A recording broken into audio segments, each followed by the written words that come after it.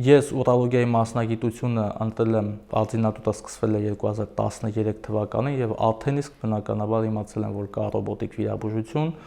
իմանալով գները մտածում էի, որ դա հասանելի չի լինի Հայաստանի Հանրապետությունում եւ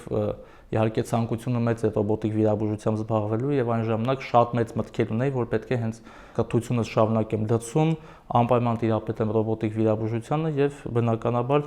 լինեմ այն վիրաբույժը, որը որ հենց ռոբոտով պետք է աշխատի։ Իմ կրթության ընթացքում 2015 թվականին մեկնեցի Հայդելբերգ։ Հայդելբերգի համալսարանական կլինիկայում իրենք ունեին արդեն